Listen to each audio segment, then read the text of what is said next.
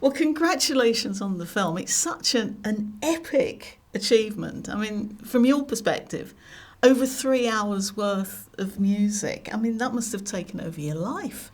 For 2.5 years, it did. It's been full on. The last 6 months, I basically didn't have a day off, and so I'm very, very pleased that the world can actually see what we've been working on. Yeah, I'm sure. I mean, compared to all your other work, how does this compare in terms of the amount of time that you've had to put into it? Oh, this dwarfs anything, and I've done some big projects, as you know.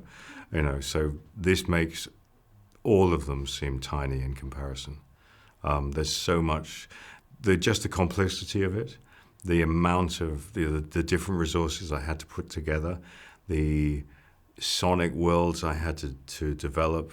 Everything about this was at another level.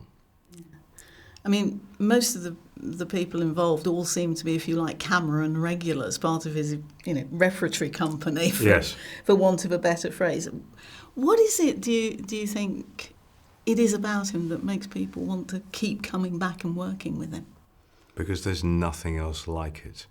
Everything else is just a movie. And this is difficult to describe. When you have somebody he is astonishingly creative. His skill set is ridiculous. But the requirements, the rigorousness of what we're trying to do, the fact that we're trying to make everything great, it's good enough and is never good enough for Jim. And I think that's the thing. You always hope that you're going to have the opportunity to work on something where you get given the resources to make something unique.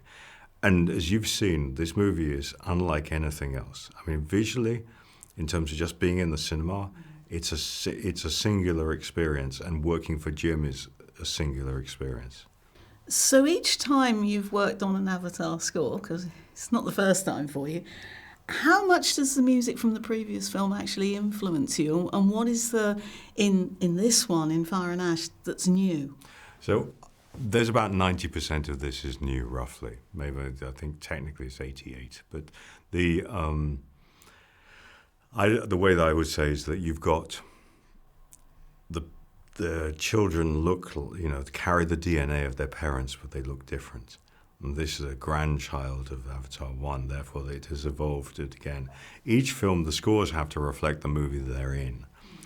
Avatar 1 was about discovery, and it's obviously about Jake and Neytiri. 2 is about the family, and then, and there's a whole new clans and everything, whole new vistas, and Jim asked me also to write a different sort of score. This one, we suddenly have this sort of loss within the family that we have to open up with, and then we have the Ash and we have the Wind Traders, but particularly the Ash, I think. The Ash color the film. The moment they appear, everything you think you know about Pandora changes. And that was a primary color that once I got that right, everything else became that was very, very important to the way that I approached the music. And talking about the Wind Traders, you actually had some 3D printed instruments specifically for them. Yes. Did they actually get used in terms of performance capture filming, or? They're in the film. They are performance. Do we hear them? You do hear them in the score as well, because this is Avatar. You can't just make stuff up. So I had to design the instruments. I couldn't give them banjos and ukuleles to play. There's a dance going on screen, and therefore they have to have drums and string instruments. And if you look around the bazaar when you see the Wind Traders first arrive, you will see lots of instruments. And they're all designed that we made them because we wanted them to culturally have a particular style that was somewhat different to everything else we've received before. That's just amazing. Thank you so much. It's been lovely to talk to you. It's lovely to talk to you too. Thank you. Yeah, very nice to meet you. You too. Yeah. Ladies and gentlemen, you're watching Hey You Guys! Hey, you guys! Hey, you guys! Hey, that's what they all say. Hey, you guys! Hey, you guys!